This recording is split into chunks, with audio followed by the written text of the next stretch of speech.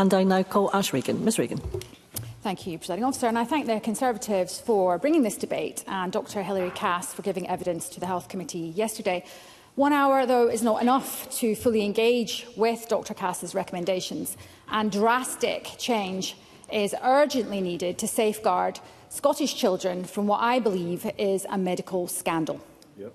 The Government must urgently understand the striking difference in patient profile presenting for gender identity services from a few young boys to a large and rapidly increasing number of teenage girls with complex presentation. These are often young lesbians or autistic girls, many with serious mental health issues such as depression, anxiety, eating disorders, who may be self-harming, often caused by abuse or neglect. And we must investigate the reason for this change in patients. Girls are now increasingly opting out of womanhood, and we can't just shrug this off. We need to look at this and address it.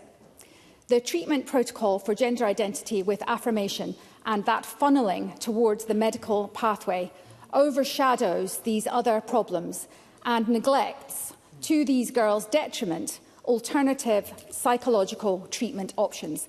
Clinicians tried to raise the alarm from inside that these girls were being harmed by an approach developed for boys.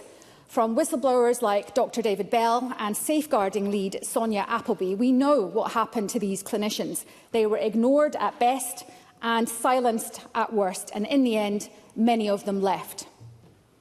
In Cass's words, puberty blockers, cross-sex hormones and even surgery may be a suitable treatment for some.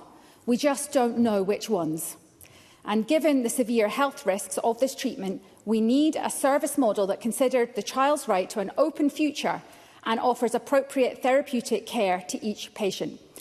Detransitioners say that many don't understand the risks of testosterone, such as fertility loss, vaginal atrophy, clitoral growth and pain affecting sexual function.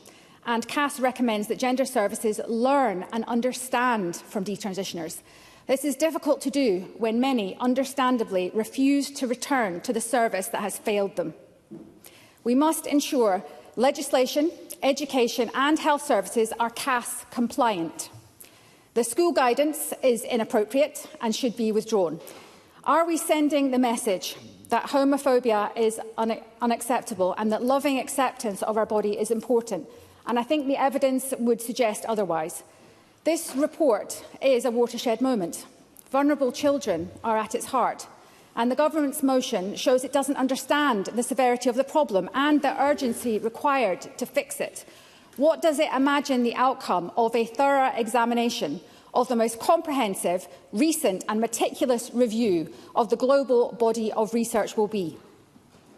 The Scottish Government can prevaricate to placate lobby groups, or it can remove its ideological blinkers and focus on the urgent clinical need to improve how we provide care to support distressed children. And there is no excuse for any further delay. Yeah. Maya Angelou famously said, "Do the best you can until you know better. Then, when you know better, do better."